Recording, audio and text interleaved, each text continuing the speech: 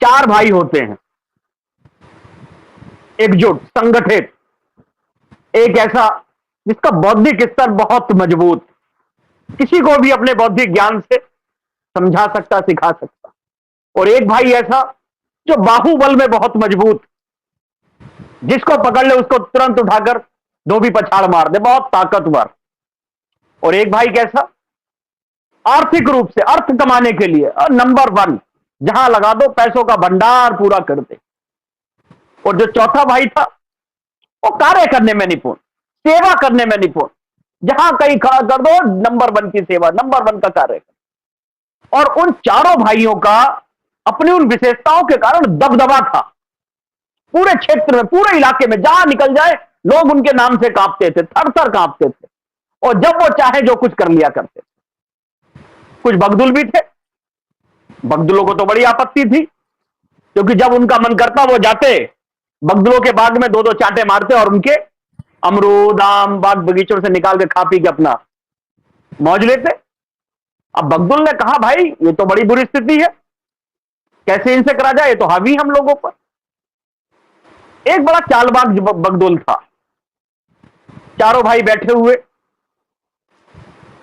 उस अमरूद के बाग में से अमरूद खा रहे थे। वो बगदुल आता है दौड़कर, और एक जो छोटा भाई होता है जो सेवा करने में निपुण होता है, उसके एक चांटा मारता है, एक लाठी मारता है और उसको खदेड़ देता। कहता तूने कैसे अमरूद खा लिया? बड़े भाई साहब को मान सकता हूं, उनको मैं खाने दूंगा क्योंकि वो बौद्धिक रूप से मजबूत है, उनको हक है, उनको खाना चाहिए। उनसे छोटे वाले भाई को मैं खाने दूंगा क्योंकि वो ताकतवर है, वो हिम्मत वाले, वो बलशाली है, उनको मैं खाने दूंगा। तीसरे वाले भाई को भी मैं खाने दूंगा क्योंकि वो आर्थिक रूप से संपन्न है, आर्थिक रूप से मजबूत है। पर तूने कैसे मेरा अमरूद खा लिए? और वो उसको चाटा मारता है और उसको खदेड़ देता है। जो तीन होते हैं साथी, वो इसलिए बीच में नहीं आते कि वो पहले उनको महिमा मंडित कर देता है, उनकी तारीफ कर देता है। कुछ दिन बाद ऐसी एक और स्थिति आती है। अब जो हमारे आर्थिक रूप से मजबूत साथी थे, जो अर्थ का कार्य करते थे, वो आके उनको चाटा मारता, उनको एक लफोड़ा मारता है। कहता भाई तुझे कैसे खा लिया? मैं तो जो हमारे बौद्धिक रूप से मजबूत साथी हैं उनको खाने का हक है क्योंकि उनको ज्ञान है। जो शारीरिक रूप से मजबूत है उनको हक है, तूने कैसे खा लिया? तेरी हिम्मत कैसे हुई? तू अपनी इनसे बराबरी कर रहा है। और उनको भी खदेड़ देता है। कुछ समय बाद तीसरे का भी नंबर आ जाता है, जो बाहुबल से मजबूत था, उसको भी आके वो लाठियों से भांज देता है, गिरा देता है। कहता तेरी कैसे हिम्मत हुई? बड़े भाई साहब बैठे हुए हैं जो बौद्धिक रूप से मजबूत है और उनके सामने तूने तोड़ के खा लिया, तुझे नहीं खाने दूंगा मैं। और उनको ही भगा देता। जब बाद में चौथा बचता है फिर उस पर भी लाठियां पड़ती हैं और उसको भी भगा दिया जाता है। ये कहानी आपकी हमारी है।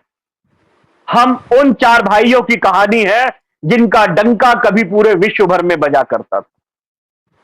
लोग कहते थे भारतवर्ष सोने की चिड़िया है। वो इन चारों भाइयों की वजह से, उनकी एकता की वजह से ही सोने की चिड़िया थी। पर बगदुलों ने, राष्ट्रद्रोहियों ने, अधर्मियों ने, विधर्मियों ने अपना षड्यंत्र रच रच के, अपनी चालें चल चल कर, हमको आपस में बांट कर, हमको आपस में तोड़कर, कभी किसी चीज का लालच देकर, कभी डराकर, कभी धमकाकर, कभी प्रलोभन देकर, कभी इधर की कहानियां सुनाकर, कभी उधर की कहानियां सुनाकर हमको आपस में बांट दिया, आपस में लड़वा दिया। और जिसका रिजल्ट क्या हुआ? हम आपस में लड़ते गए, आपस में बंटते गए, और समाज बटा तो देश बटा, और देश बटा तो धर्म की क्या स्थिति हुई ये आप और हम सब जानते हैं। आज क्या स्थिति हो गई है। यदि हम भारतवर्ष की ही बात कर लें तो आज भारतवर्ष के अंदर हम लोग अपनी शोभा यात्राएं पूर्णतः आजादी के साथ नहीं निकाल सकते। हमारे ही मंदिरों पर हमले होते हैं, हमारे ही गौ माताओं की हत्याएं होती हैं, हमारे ही देवी देवताओं को अपमानित करा जाता है, उनके बारे में अपशब्द बोले जाते हैं, हमारी ही बहन बेटियों को लव जिहाद के माध्यम से ले जाया जाता है। इसका कारण कोई और नहीं है,